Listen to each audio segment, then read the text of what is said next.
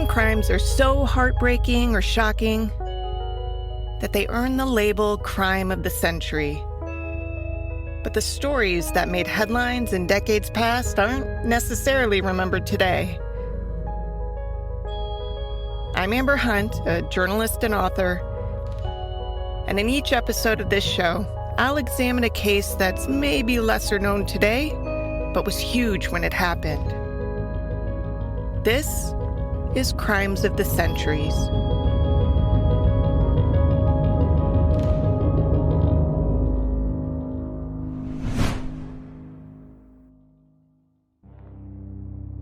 Krista Hoyt wasn't the type to simply not show up for work. She was far too reliable and responsible for that. Those are the traits that had helped land her the job as a clerk with the Alachua County Sheriff's Office in the first place. So when she didn't report for a midnight shift on a Saturday in 1990, her bosses wasted no time in sounding an alarm. A sheriff's deputy was sent to her apartment to check on her at about 12:30 a.m. I tried knocking on the door. I knocked for several minutes, couldn't get any sort of an answer at all. This is then Deputy Keith O'Hara talking to FBI Criminal Pursuit. I walked around to the side, and at that time, there was chain link fence, and I noticed that it was pushed down as if somebody had walked across it. I started to become alarmed that something wasn't right.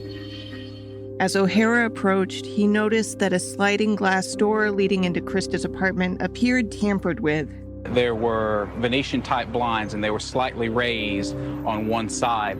And so I got down on my hands and knees to see if I could see anybody inside of the apartment. Through the small opening beneath the blinds, O'Hara could see a woman on the bed of Krista's bedroom. I thought that my eyes were playing tricks on me, that I couldn't believe what I was seeing, and she had clearly been decapitated. Krista Hoyt, an aspiring police officer, had been raped, killed, and mutilated in death inside of the safety of her own home, shocking not just the Gainesville, Florida community where she lived, but the whole country, especially because she was the third victim found in 2 days. The case was likened to a 20th century Jack the Ripper, and investigators worried that, just like Jack, they might never find the killer.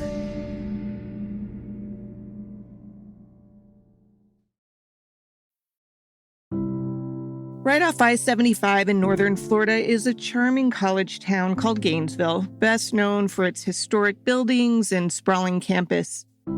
In August of 1990, Money magazine also heralded the city's safe streets, as it named the University of Florida town the 13th best place to live in the entire country.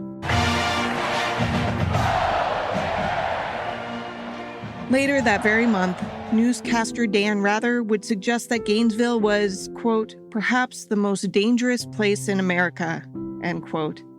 The abrupt turnaround in reputation took just 4 days. 4 days and one madman wielding a combat knife. The nightmare started August 24th. Christina Powell was still settling into a new apartment she was sharing with another UF student, Sonia Larson.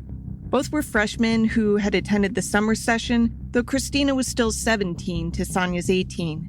Christina had been raised in Jacksonville, about 90 minutes from Gainesville. She was the baby of the family with 6 older siblings. Just days earlier, she'd packed up her car with her belongings to move into her first apartment, a 2-bedroom pad that she would share with Sonia. Around 11 p.m. August 23rd, a Thursday, Christina called home and told her parents that everything was going well. She and Sonia were getting used to the new place and still unpacking. She was eager for classes to begin on Monday, and she promised to call home every day, at least until she felt grounded. The next day, her call never came. Her mother, Patricia Powell, worried, of course, but calmed herself down by reasoning that Christina must have just been too busy. The day after that was August 25th, and Christina was set to meet her sister and brother-in-law because the pair were going to deliver some furniture for the apartment. The couple arrived about 5 p.m., but no one answered the apartment door. They waited until 9 before finally leaving and alerting their parents that Christina was a no-show. Mrs. Powell couldn't keep calm any longer. She and her husband started driving early Sunday to Gainesville. When they arrived, they were greeted with the excitement and chaos that anyone who's visited a college town just before classes begin knows well. Thousands of kids were milling about, cars clogged the roadways, the moving vans were too numerous to count. When her parents got no answer at Christina's door, they tracked down a maintenance man who called the police. I was wondering if it would be possible for me to have an officer meet me. Okay, what's the problem there? I have two girls. The parents suspect either something's wrong with them or they've disappeared or something. I'm just not sure, and my manager informs me not to go in by myself, but to be accompanied by a police officer. Okay, go ahead. We'll have somebody meet you. Though his shift was ending, Officer Ray Barber headed to the Williamsburg Village Apartments on his way home. Using a master key, he tried to open the front door of Christina and Sonia's apartment, but it wouldn't budge. The maintenance worker took the lead on busting down the door. He and his manager, whose voice you hear here, were the first inside. Then when he went in, I followed him into the apartment and saw the young lady on the bed.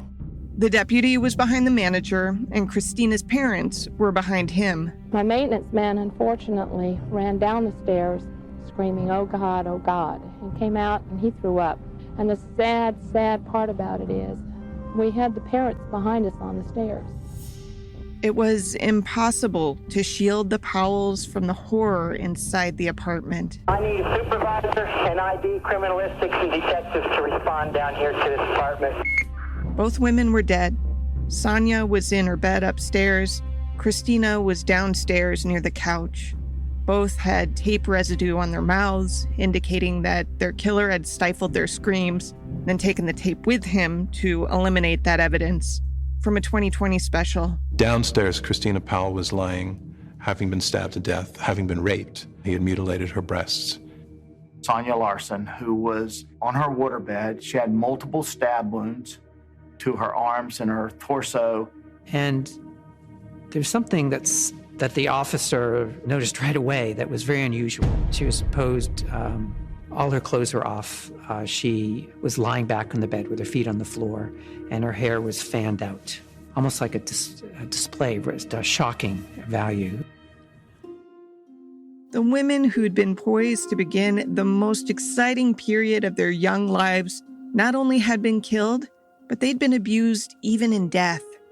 Soon, Sonia's mother, Ada, got the phone call. I screamed, and my husband didn't know what was happening. He came out and took the phone. It was just a horrible, horrible day. We just got in the car and headed for Gainesville. And I had to have my husband stop at the side of the road, and I looked outside, and the stars were shining, and I just looked at God, and I said, God, why? How could this possibly happen? Why did this happen? Investigators set about looking for answers. The bodies were transported to medical examiner William Hamilton, who, after examining the women, came to a blood-chilling conclusion. I told the investigators that this crime was the work of a Bundy-style serial killer. The only question is, how many victims will he take before he leaves Gainesville and goes on to another area? If anyone had been skeptical of Hamilton's warning, their doubts were answered just hours later. That's when an unwitting sheriff's deputy was dispatched to check on Christina Hoyt and found her beheaded body. News of the 3 murdered women discovered in a less than 12-hour span on the eve of the school year's start caused absolute panic. From 2020 again. The killing sent a shockwave here through the University of Florida campus. You know, it really makes me fear for my life. I just think it's really frightening that something like this can happen in your own backyard. Well, it was really shocking. We were sitting on the floor in the dorm and immediately got up and locked the door. It concerns my mother even more. Many continue to go to classes even though they say the administration should postpone school for a few days. I think they should until at least next week. See what happens. I mean, they should catch this guy. Everything else that had been happening in town seemed to fizzle. Police, for example, had been searching for a man who had robbed a bank with an accomplice about a week before the killings, and now that search was on hold. The madman, now on the loose, was way worse than any bank robber. Comparisons to Ted Bundy flew left and right. Bundy's spree, part of which had also been on a college campus in Florida, had targeted mostly young brunettes, same as Christina, Sonia, and Krista. Though Bundy's attacks had ended some 12 years earlier, he was still very much on the minds of Floridians. The previous year, he'd been executed in the electric chair at the Florida State Prison. It was only on the eve of that execution that he had finally confessed to any of the slayings. And while there's debate over how much of his confessions were accurate, the details he provided were horrific and fresh in people's minds. He'd taken credit for 36 killings across several states in the 1970s, and experts believed the body count could really be as high as 100. With 3 victims already, Gainesville police worried, how many will this new monster kill before he's done? We had parents calling, should I take my kids home? This is Dominic Pape, former special agent with the Florida Department of Law Enforcement. Of course, we had a lot of law enforcement on the streets, but even if you put a cop on every corner, there's no guarantee we could prevent the next attack. The whole campus seemed on edge. Some kids went home, others bought mace and guns. Diana Hoyt, Krista's stepmother, said, Parking lots were literally filled with police cars that were out looking for the suspect. So this was like a terror state in the whole community. Nobody felt safe. Police set up a task force, but had very little to go on. We didn't have a lot of eyewitnesses, and that makes it tougher because you don't have anybody that drove by, or you didn't have commotion where local law enforcement was dispatched, or you didn't have somebody next door that says, yes, I saw him, or I saw people run away. And the killer had been careful. He had raped 2 of the 3 women he'd killed so far, and afterward, he'd cleaned them with either vinegar or dish soap to destroy the evidence. Police gleaned very little from the crime scenes. They could see pry marks at Krista's sliding door, and they could tell that the knife used to kill the women had been large, likely a 7-inch blade at minimum. They could also tell that the killer was cold and confident enough that he stayed a while in the apartments. After killing Christina and Sonia, for example, he'd taken a shower in their place. After killing Krista, he'd grabbed some food from her kitchen. Retired FBI profiler Roy Hazelwood. I think he's trying to send the message that he is in control. He's in control, and he's challenging law enforcement. And his killing spree wasn't over.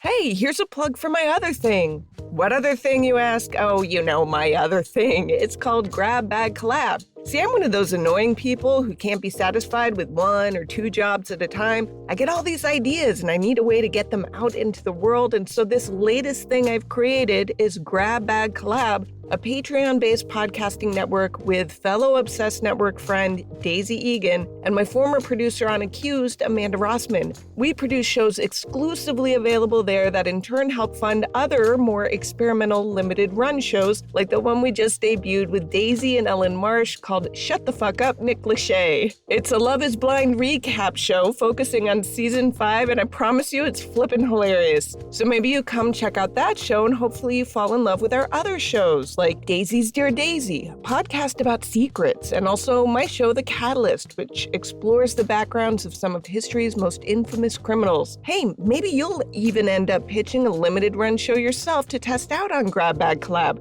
That's the whole point. It's a dirty, hippie commune of a platform that we hope you love. Check it out at patreon.com/grabbagcollab and find us on most socials at grabbagcollab.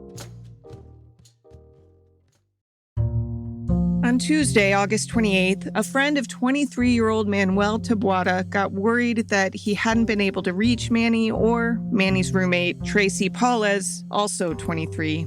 Tracy had, in fact, been on edge about this killer in town, though she told her friends and family not to worry because she had Manny.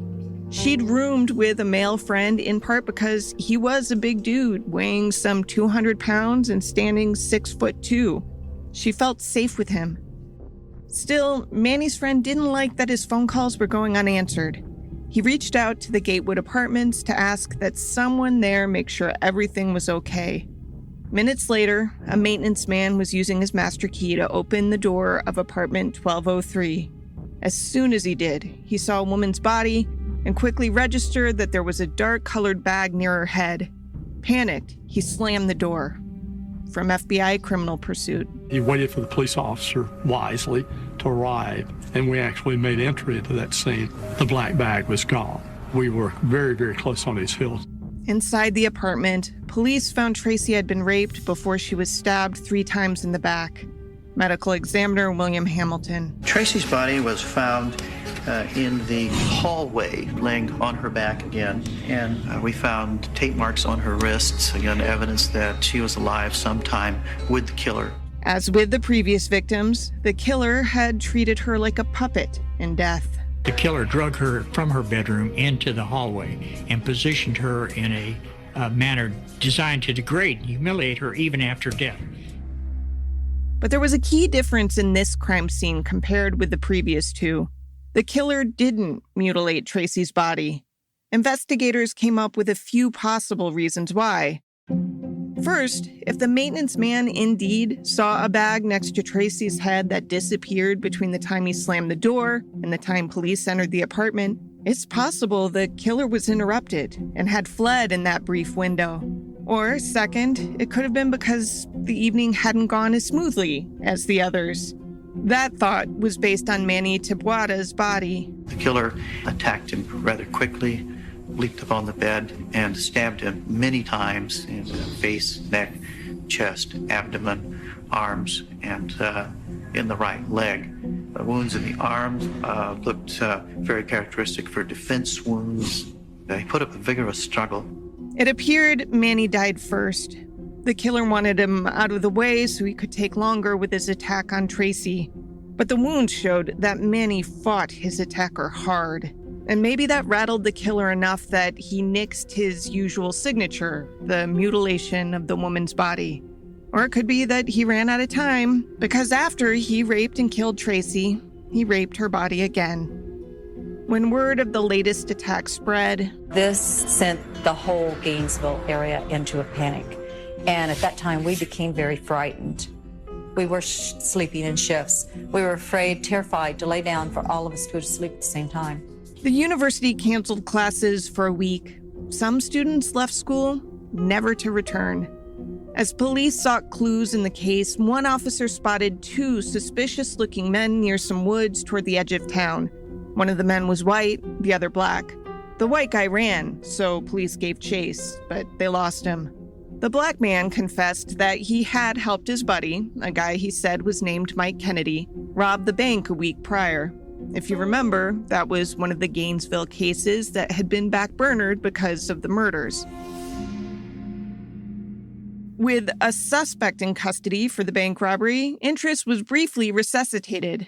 But while police found and sent off for testing a makeshift campsite in the woods that included bags of clothes and tools, they couldn't find this Mike Kennedy guy. And they had a serial killer on the loose, so attention shifted back to the homicides.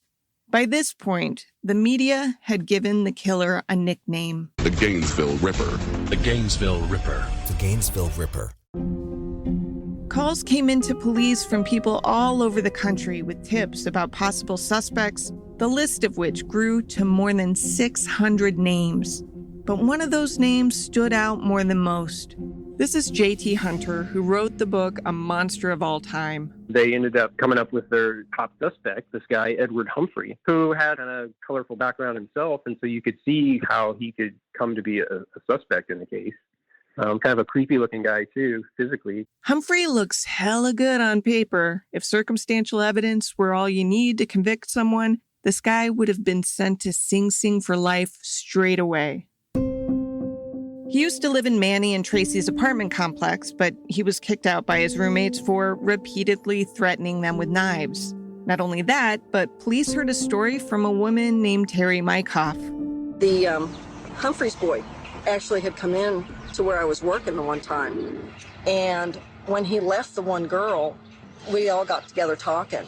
And she says, he told me something that just really, really, bothered me. He says he had knives at home that could fillet the skin off my body. And it's like, good Lord. Humphrey had recently been arrested for assaulting his grandmother, who didn't want to press charges because she said he was mentally ill and off his medication.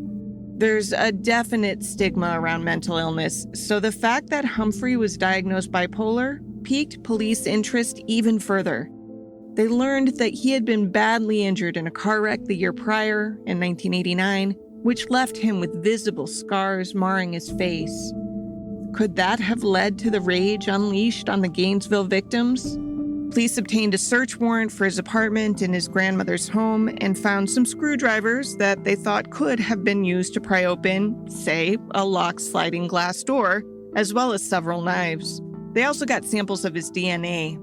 Though the killer had cleaned his victims, he still had left traces of himself behind. To investigators' shock, Humphrey wasn't a match.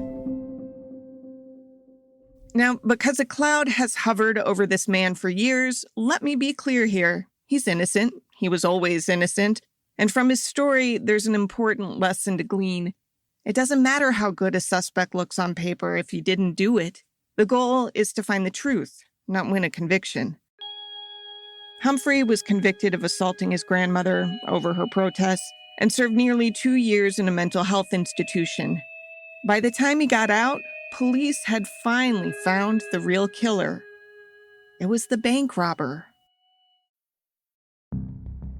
The Gainesville Ripper, the madman who flayed 5 victims in a 4-day span, was also the man who helped rob a bank the week before the murders. This was confirmed by laboratory testing. The campsite revealed numerous pieces of evidence that linked our perpetrator to the campsite and our perpetrator to the crime scene.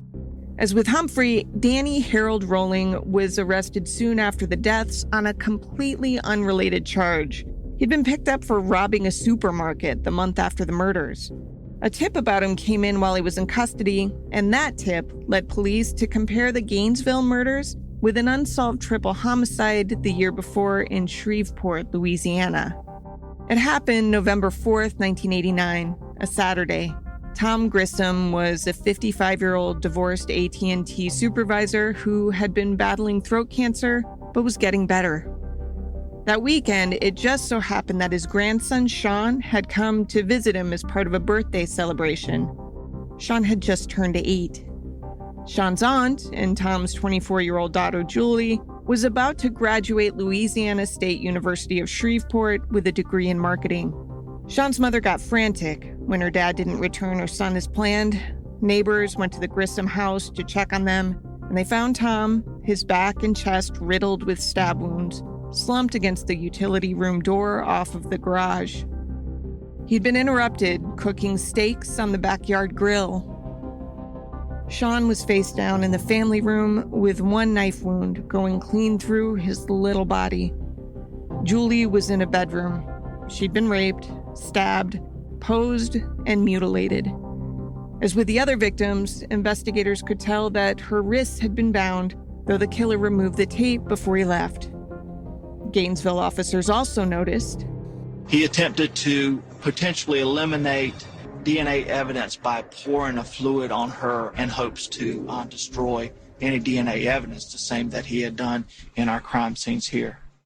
The Grissom case was technically unsolved, but police there had a suspect they favored. Hal Carter was a public defender who had briefly dated Julie Grissom.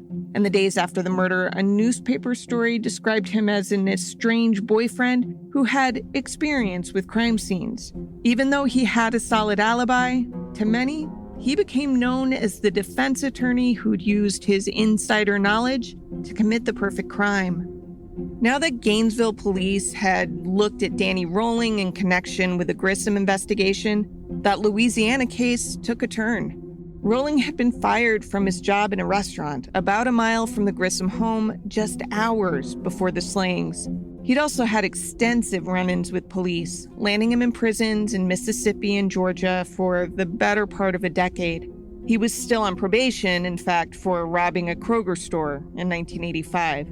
He'd fled Shreveport after a fight with his father, ended with Rolling shooting his old man in the face. Amazingly, his father survived.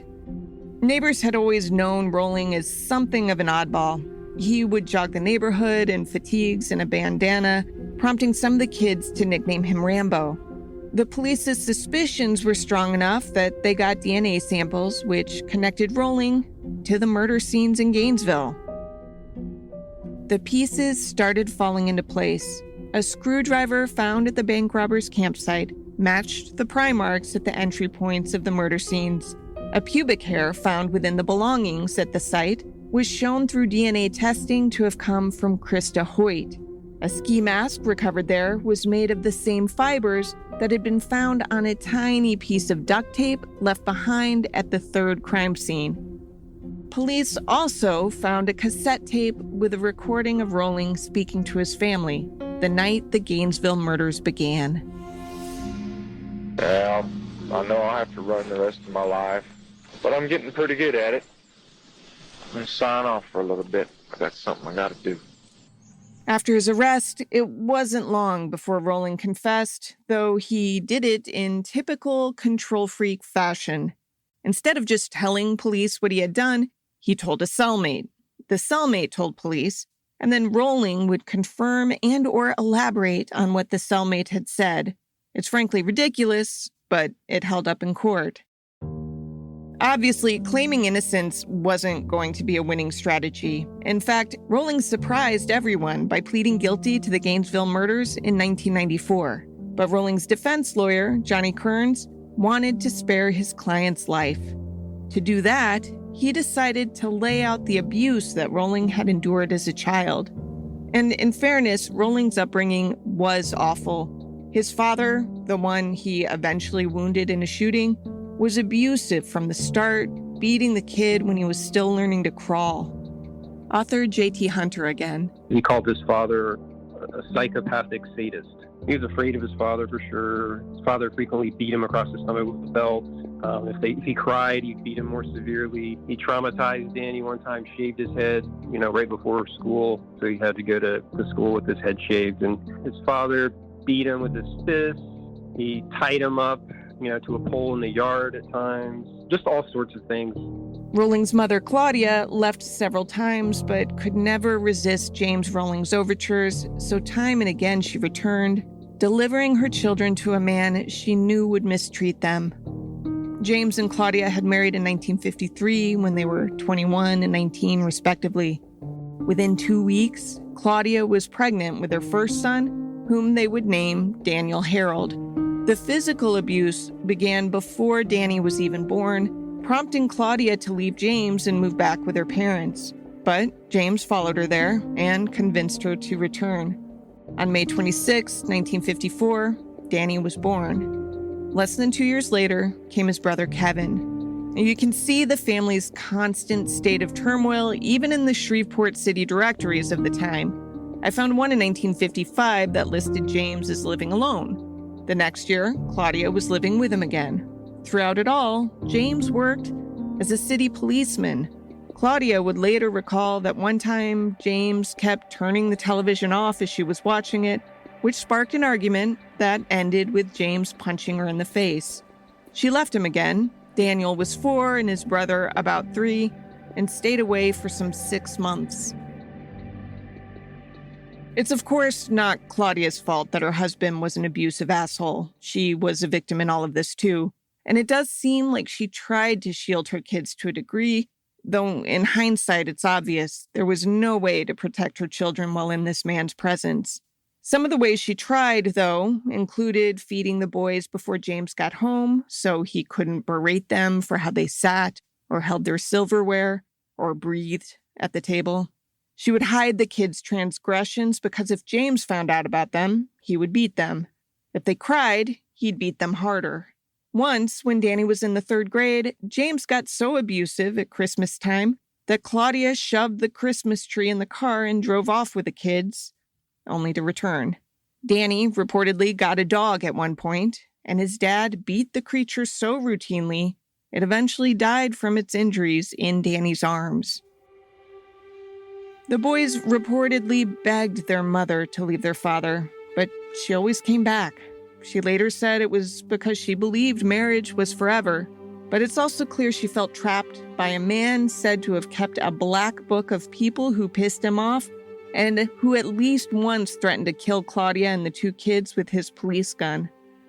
One neighbor said she went to the police with Claudia once to file a report against James, but Claudia was turned away. James's colleagues refused to open an investigation because they said it would tarnish his career. According to Hunter, one relative reported, when Danny was in his young teens, like 13 or 14 years old, his dad didn't like the way he had mowed the yard. So James, the father, ended up grabbing Danny and throwing him on the ground and sitting with his knees on Danny's chest, like pressing all of his weight. He was a pretty big guy, pressing all of his weight down on Danny so that Danny could barely breathe. And, she saw his face turning purple. And the father was just laughing, like a maniac, she described it. At some point, one of Danny's teachers recommended to his mother that he get counseling for his anxiety and personality problems. Danny's father, of course, forbade that and berated his son, who attempted suicide at least twice. As a young man, Rolling finally moved away and joined the Air Force around 1971, but he was caught with drugs and booze and was discharged. He got married in 1974 and became father to a daughter that he sometimes seemed to have loved. But as was the case with James, parenthood didn't suit Rolling.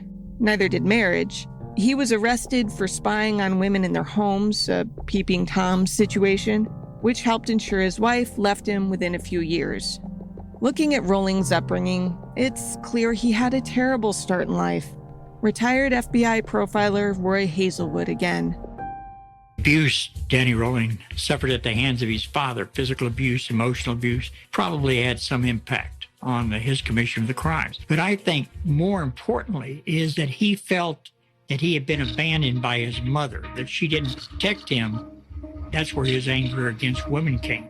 And there was a family history of mental illness to boot, one steeped in violence. A grandfather reportedly slit his wife's throat in front of James Rolling. An uncle died by suicide with a shotgun. Another uncle was institutionalized. Rolling's defense lawyer laid all this out to spare his client's life, and it did generate sympathy for him. But is Danny Rolling himself a victim? He has a very serious illness. From an early age, Rolling was repeatedly bullied, beaten, and humiliated by his father. I've worked with a number of serial killers and other convicts, and Danny Rolling's quite different than most of them that I have encountered before and since. Women wrote Rolling's sympathetic love letters. That last voice you heard was Sandra London, a writer who began working on a book with Rolling after his arrest and who apparently fell in love with him. She wrote him letters calling him her man, and the two were engaged, though they never got married. Here's him serenading her, I guess you would call it, during a court hearing. I recall the day I first saw you. I reached out to say I love you. But it was hard to say, I couldn't touch you. So tell me, baby, what were my words? All my tears run together. Excuse me, Mr. Rollins. Down the path you choose to follow. Mr. Rollins. I'm not numb to the repercussions of childhood trauma and abuse, but at the same time, you can't lose sight of what Danny Rolling did. Never, ever, any of our law enforcement officers that were exposed to these crime scenes had ever seen anything like that. And thank the good Lord, we haven't seen anything like that since. Up to this point, I've held back some of the worst details, but here's a sampling. In the second crime scene, the one described at the start of this episode, I already said that Krista Hoyt had been decapitated. Here's what I didn't mention. After raping, stabbing, and mutilating Krista, Rolling had left her, head still attached, posed in some fashion. Then he got worried that he had left his wallet behind, so he returned to her apartment. Walking in, he apparently didn't find the scene shocking enough, so he sliced off Krista's head and set it atop a bookcase, and then even moved the bookcase so that it would look like Krista's head was gazing down upon her own body in shock. Her body, meanwhile, was propped in a sitting position at the end of her bed, and she'd been gutted, so her entrails were showing. I don't get overly detailed about these crime scenes unless I have a point. And my point here is all of this wasn't done to just humiliate and dehumanize Krista. This was to ensure that whoever found her was shocked and horrified and traumatized for life. It wasn't enough for this man to merely kill someone. He had to make sure each crime harmed as many people as possible, as immeasurably as possible.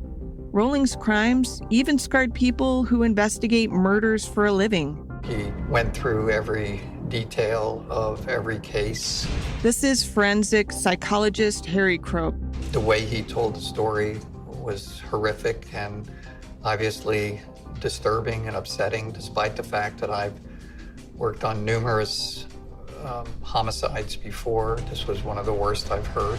And so when I left the jail, I sat down in my car and I broke down. It was very difficult. Whether anyone else saw Rolling as a victim, Rolling himself certainly did. In 2000, he wrote the Associated Press a letter that blamed his attacks in part on his abusive childhood, of course, but also on his earlier time in prison. He said that while he was in one Mississippi prison, he had been forced to live in deplorable conditions, in a cell that would flood 2 to 3 times per week with backed up raw sewage. He said his 8 months in that place left him crazy as a loon. Now, to be fair, the prison where he was held is called Parchman Prison, and if you Google it, you'll learn it's an utter hellhole. The oldest prison in the state, it's underfunded and understaffed, and as recently as 2020, was called one of America's most notorious prisons by ProPublica. Inmates supplied photos of rats in the cells, standing water, mold, peeling paint, and cells with no running water for sinks or toilets. Danny Rolling wrote, quote, "A mangy dog gets more consideration than what I received," end quote. During that spell, he said he vowed revenge, and so he killed one person for every year he spent in prison. Of course, this seems like some reverse-engineered bullshit. As far as anyone knows, Rolling only stopped killing because he was caught robbing a grocery store. He didn't confess until he had learned from police that his attempts to clean his DNA from the crime scenes had failed. And it's worth noting that he didn't target anyone with ties to even Mississippi, much less to the prison system he supposedly blamed for his crimes. He targeted completely innocent, random, college-age women and a few males who so happened to stand in his way. Plus, at times he made it clear that he relished those kills. He said he got a big kick out of all the media coverage of the murders and things, and he really kind of reveled in the publicity and being this kind of star of the media and getting all this attention all over, the country, even the world. Rolling also described how he got off on reliving those horrible nights in his head. He described one of his rape victims as the best sex he ever had. Diana Hoyt, Krista's stepmother again. I'm a nurse. I don't believe in putting people to death, but I knew that he said he would sit in his jail at night and look at the ceiling and remember everything that he had done. And because of that, I felt that needed to be stopped. He deserved to be put to death. Jurors agreed. The jury took about 6 hours over 2 days to reach its recommendations. Those recommendations were unanimous and identical. Jurors deciding 12-0 that Danny Rolling should die in the electric chair. Prosecutor Rod Smith. We might have been talking about a bad home life. Well, this wasn't the Menendez brothers being replayed about some young boy who shoots daddy or mama or whatever. This is a man who'd been away from home, 36 years old, and killed strangers, and killed them in a brutal and terrifying fashion. After a series of failed appeals, Danny Rolling's execution date was finally set for October 25th, 2006. By then, Florida had shifted from the electric chair to lethal injection. He had a final meal of lobster tail, butterfly shrimp, baked potatoes, strawberry cheesecake, and sweet tea. If he felt any remorse, he didn't show it. Rather, as his final statement, Rolling sang 5 verses of a gospel song as 47 people, many of them relatives of the slain victims, crowded into the witness room to watch him die. An assistant state attorney told a reporter afterward that it almost didn't seem like an execution. It seemed more like a stage performance. Rolling did do one arguably decent thing before he died. His guilty plea in the Gainesville murders had cleared former suspect Ed Humphrey of suspicion in those slayings, but he had never been charged with the 1989 Grissom family murder in Shreveport, the one that police suspected had been committed by Julie Grissom's estranged boyfriend, Hal Carter. Just before his execution, Rolling wrote a note in which he said Carter was 100% innocent. Carter was, of course, appreciative. He'd been living with a shadow hanging over him some 16 years. But I think it's safe to say that Rolling didn't confess just to clear Carter's name as much as he confessed to make sure he got full credit for the Shreveport kills. People ask me a lot of times, why do you think he did it? Because he liked it. Rod Smith again. This meaningless guy became, in his own mind, the star of his own show. He wanted to be remembered, and I realized that retellings such as this one help ensure that he is. But to do what little I can to keep the focus where it belongs, let me close with the names of the people who really matter in this story. Ted Grissom, Julie Grissom, Sean Grissom, Christina Powell, Sonia Larson, Krista Hoyt, Tracy Paulez, and Manny Tabuada. They're the ones who deserve to be remembered. To research this story, I read A Monster of All Time, the true story of Danny Rolling, the Gainesville Ripper, by J.T. Hunter, who was kind enough to chat for this episode. The FBI Criminal Pursuit episode about the case was really helpful, as was the 2020 special. For the record, this one gave me nightmares.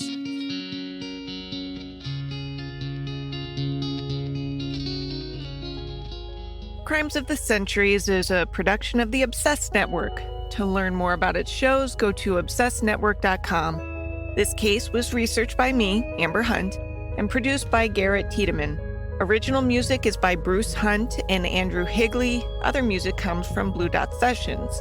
If you like us, help us out by rating and reviewing us on Apple Podcasts. For more information or to recommend a case, go to centuriespod.com.